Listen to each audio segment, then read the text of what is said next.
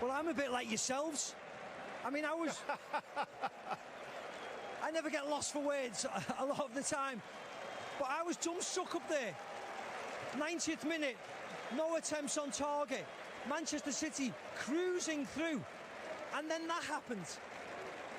I mean, the second goal was an amazing goal by Rodrigo. It just comes off Asensio's head and he still gets up.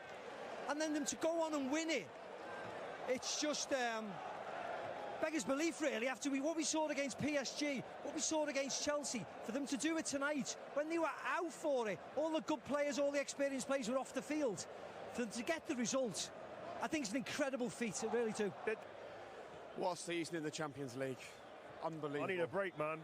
We're going to get you a break in about 30. OK, we're all kind of just catching our breath. I think maybe what we should just do is remind ourselves and remind people at home what unfolded here this evening, try and make sense of things. And let's be totally clear, we'll skirt over your celebration of the goal. But when City scored, I think all four of us thought, job done. Job done. They're in the final. Yeah, I thought he would go on to score more goals, to be honest, because obviously it meant that Madrid would have to push forward, it'd leave more spaces, and I say that wasn't the case, but an exceptional goal. Listen, I think it was the final. If you're an Englishman, you wanted that final to get the best football we've seen this season from watching football. If you watched it this season, Man City, Liverpool was the best form of football that we'd seen. Highest quality. You're wanting that in the final, the spectacle, the end of the season finale. But after tonight and this, man, to see Real Madrid and someone like Benzema, who sacrificed a large part of his career and goals in terms of what he's showing now, what he was probably capable of doing. But he said, you know what, I'm going to put that to one side for someone like Cristiano Ronaldo to fire us to 4 Champions League wins. Him to get to where he is now, I think it could end in a great way for him. OK, well, let's have a look at the goal then. It was scored by Riyad Mahrez, and it kind of felt it this time. Like, City had obviously dominated in Manchester. It hadn't been perfect from them this evening. But it just felt like job done, Steve. Yeah, I think so. Gundogan came on and he had an instant impact, and I thought he was excellent. Just give them a little bit of control in the game. Involved, nice pass into Bernardo Silva. And it was all about decision making here. Shall I go left? Shall I go right?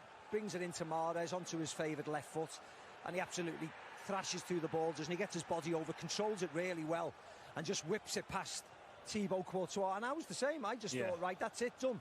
Bernardo Silva was exceptional tonight. Yeah, brilliant. Yeah, he's exceptional. Just gets lost, doesn't it, in the result, unfortunately. Everything does. But it was a great little shimmy by him, and he's the only one. He was the only one in the Man City shirt who played to his full potential, I thought, today. Bernardo Silva. That would be the disappointing thing if you're a City fan. If you're one of them City players, that he was really the only one that got to that level where you go, this is what we normally see from him. Everyone else is probably a little bit below that, and probably it contributes to one of the reasons why they lost. Let's just talk around that then for a second, because we've seen City be so brilliant this season. What was the reason? And it wasn't awful, but it was just that 1 or 2% that wasn't what we would normally expect. What's that about? Listen, you can't quantify what this occasion can take out of people.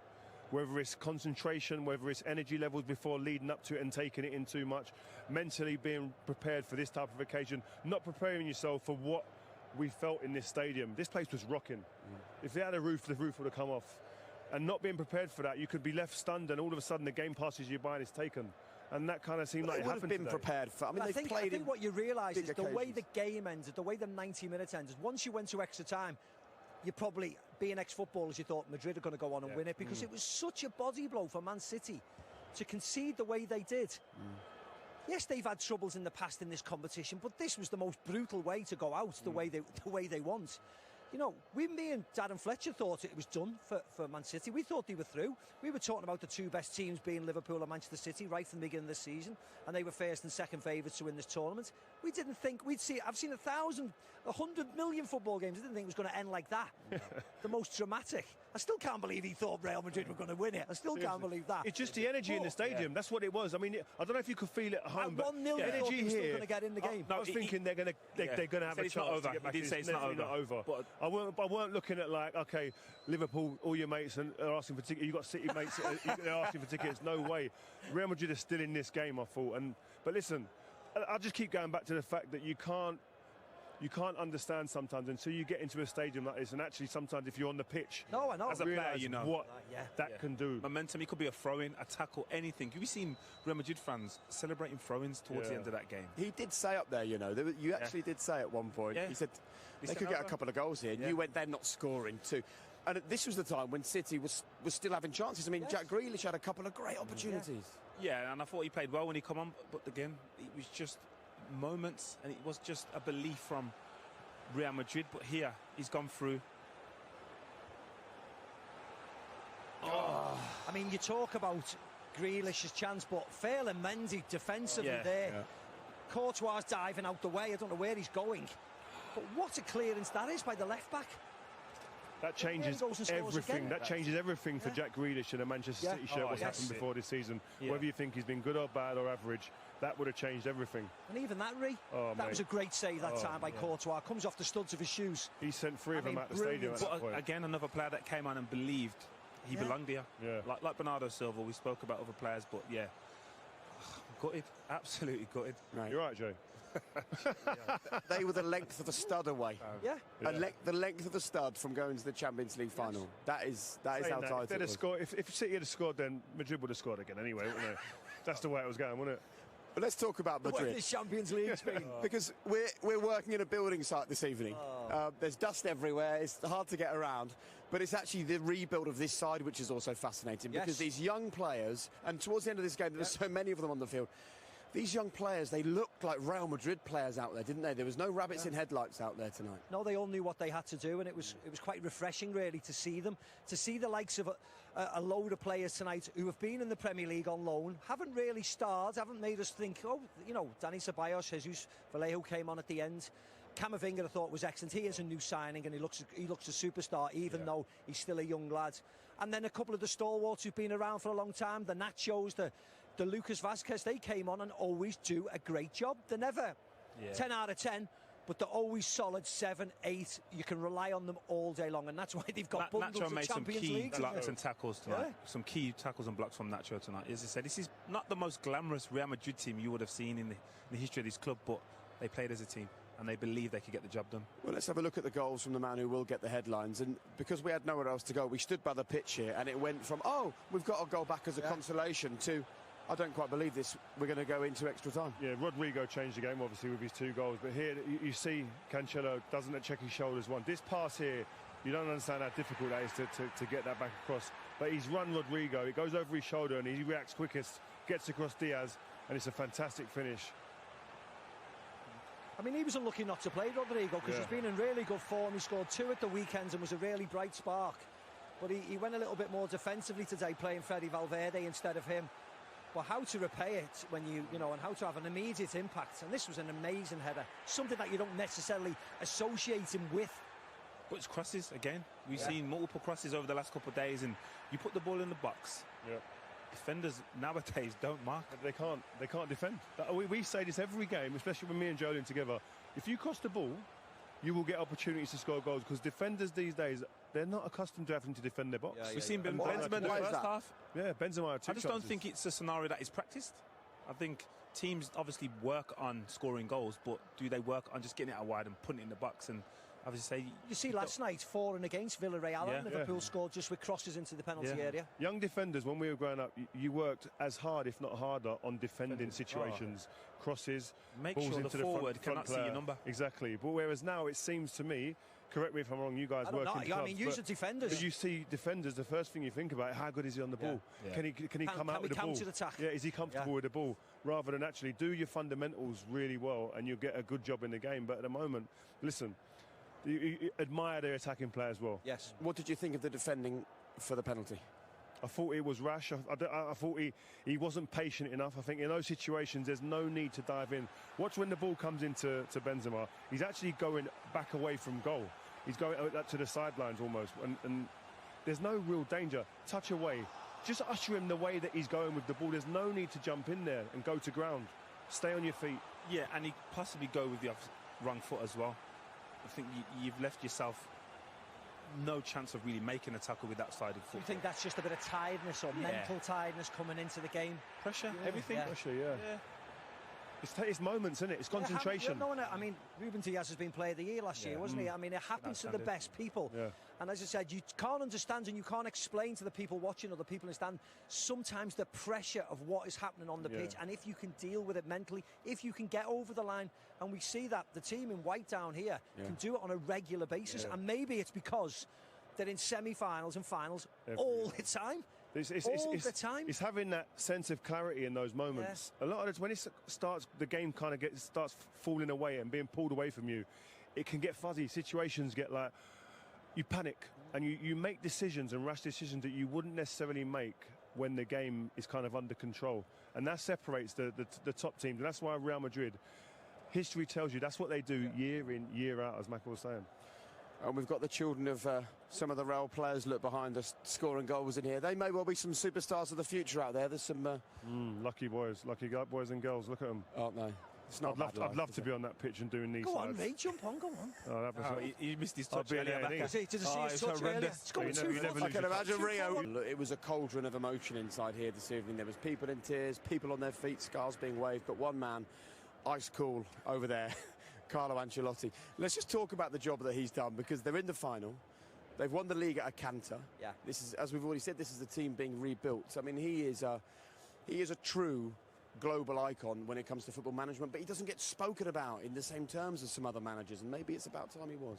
Yeah, I think you're absolutely right. He won the Super Cup as well. You have to remember, in Saudi Arabia.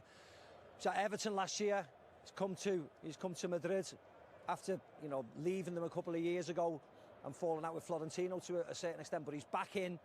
And the job he's done is absolutely exceptional, isn't it? And yes, the fact that he's ice cool on the touchline or doesn't show enough emotion, who knows? And he's quite quiet in his interviews, and he never really rains praise on himself or his staff. It's all about the players. He detracts all the time. I think he's an absolute superstar. But I've never thought in that way, to be honest. I've always respected exactly what he's done, because his record and his mounted trophies speak for itself. I wonder why it is. I don't know, sometimes when you're a little bit more subdued and you're not as animated as others, you might go unnoticed, and people, they look to where the noise is at times. But his body of work stands up against any person in any era. Yes. He's just been phenomenal. You speak to players that have played for him, he's an absolute dream to work for, they say. Calm, cool, collected. Again, like Steve said, doesn't get too high when they're doing well. You won't see him here having a party, jumping around. I mean, we saw him at the weekend with a big Cuban Cohiba in his mouth, the sunglasses. Don Carlo, as you know him, but he doesn't get out of his pram. This guy is calm, he's measured, and the guy knows how to win. Simple as. Oh, 100%. And you see when the goals were going in, players were running to celebrate with him. You can see what he does for this group of players. And like we have said, I spoke to players that work with him and said his man management is there. It's top by none, and just remarkable manager. Very good. Well, I know that you mentor young players. You're obviously involved with the England under-21 team. I'm not sure any of these players are eligible for you to call them up, but it is lovely as parents to stand here and watch these youngsters out on the pitch. I mean, these are memories for life. I'm sure all of you and your children remember the days when they're little and they're doing this after these big games. Yeah, the unfortunate thing is my kids only remember when I was at QPR, so it's a bit of a disappointment. But no disrespect to QPR, but you'd have liked to have seen me lift a few trophies live and remember it at least. But no, listen, these are great memories, and these kids, great genes. You'd like to think one or two of them would end up playing. I mean, they were all out on the pitch enjoying themselves on Saturday. They're all out again. I mean, it's wonderful times for these children, isn't it? All good times at this moment. How old were your kids when you were here? I had children when I retired, so... Oh, so you didn't... Yeah. Didn't get the chance. So they never even watched me play football. Did they know you played football? It might be good. That might be a good thing. All the lights have gone off, and on that, let's go. It is getting to that point. They're giving us a message, but we're not going to go until we've heard from Pep Guardiola tonight. Look, he's putting a brave face on it, understandably. Yeah. He and his players have very little to be ashamed about, if anything at all. He will surely, though, sit on that plane home now thinking, what do I have to do to win this competition with this football team? Listen, you have to be a little bit lucky. We've seen him in the past fall at this hurdle due to little moments of luck and unfortunate mistakes. 2 penalties in the semi-finals. It's not great, but listen, there's still a lot to play for. We spoke about the opportunity to win 3 Premier Leagues in a row. Remarkable achievement if they can do that. And now it's down to everyone, not just the manager, not just a group of players. The fans as well have to play a part come Sunday. They have to lift this team because it's been an exceptional season and it's not over. You know him well. You've worked at City for a long time. is he the kind of person where this just makes the flame burn even brighter to win this with this club? You would say so, because it's been a long time since he won it the first time, and he's still maintained a high level of coaching standards, demand on the team. So I'm sure, this will be devastating tonight and for the next couple of days, but come Saturday, Sunday, he'll be ready for the game. Let's turn our minds then to the final. Mo Salah has just tweeted, "We have a score to settle." Wow, is his message. I like he's forward, he's fronted up. Yeah, I mean, you can ask players and go, who do you want? Oh, I don't care, I'm not sure. He's got unfinished business with Real Madrid. He obviously had to come off with the challenge with Sergio Ramos. So for him, I think that's something, that fire's burning. Yeah. He'd prefer to win it against a team that beat him last time. So listen, good luck to him. And I think probably not, but it's going to be a great final. I'm looking forward to it. Do you think it's the final that Liverpool would have preferred? Certainly Yes. the fans we spoke to would have preferred it. I think so. I think sometimes with the all-English finals, we had Liverpool-Tottenham, wasn't a great occasion. I remember watching Juve, AC Milan wasn't great. I played in the all-Spanish final, wasn't great. Yeah. It was comfortable enough. Even last year, I thought the final wasn't great. So, yes, we wanted City to get to the final and have an all-English final because it's good for our company, it's good for all of us, of course, that's great. But I think this final's a brilliant final, I really do. Real Madrid are, and the story that's gone on this year, they haven't been at the best, yet they've made the final, and the way they've done it, and if they do beat Liverpool, arguably it'd be the greatest victory ever, to go through PSG champions, to go through City, Chelsea and Liverpool, when we've been regaling how strong the English Premier League is and the English teams. I think that'll be the greatest victory ever. I don't think they will win, but I've said that against Chelsea and against Man City and against bloody everybody. Give people at home a brief understanding of what this place was like after that defeat by Sheriff early in this competition, right? Well, I mean, it was just a lot of shame, but they'd beaten they'd beaten Inter Milan in the first round away from home. That was the big game. Yes, they come here and lost to Sheriff, and it was a bit of a, oh my God, how did we lose to them? Isn't it disgraceful? Blah blah blah. But there was never ever thought that they wouldn't qualify. They always qualify. So it wasn't a huge. But there's no sense that this is previously a great Real Madrid team here, is it? They've not been thinking that. But the difference between Man City going to that final and playing Liverpool and Real Madrid going and playing that final against Liverpool is Real Madrid expect to win the trophy. They don't go there and go, do you know what, we're going to give it a good try. They've got history. But you think Liverpool do as well, though? If Man City were going to go to the final, it's a very different proposition for Liverpool. I think that mental side of things is very different. Okay, well, we're not sure whether you can still hear us at home. We can't hear anything, but hopefully you can still hear what we're talking about. Carlo Ancelotti as well, that's also a fascinating one. Carlo up against Klopp. He obviously has history, doesn't he, with Liverpool, Carlo, and he knows what it feels like to have a problem with them. So that will be a really interesting battle as well. Definitely, yes. Not known possibly for the tactical side of the game, but for the kind of motivational side of the game and what this competition means to him as an individual player. As a player, as a coach. Here. Listen. No power. He has the experience. There's no one more experience as a manager, as a coach in this competition. So I'm sure he'll prepare his team. So you're going to have to use the mic on those two. Yeah, we're just talking about Carlo against Liverpool. Well, the fact that Real Madrid have won 13 and all they ever talk about is their wins. Yes, they've won the league there for the 35th time at the weekend, but the most important number is the 13th, and it's now they're aiming for the 14th. The fact that they've already had T-shirts printed saying on to the 14th suggests that this is what they want to do. This is the most important trophy, and this is what makes them the brand that Real Madrid are, and this is what attracts players in the future. Very good. We can't see or hear anything. I think the fact they started to turn the lights out and unplug things around us is a message from Real Madrid. They're delighted to be in the final, but they'd love it if we just went home right now. Let me just remind you, of course, that we're not over for European football on BT.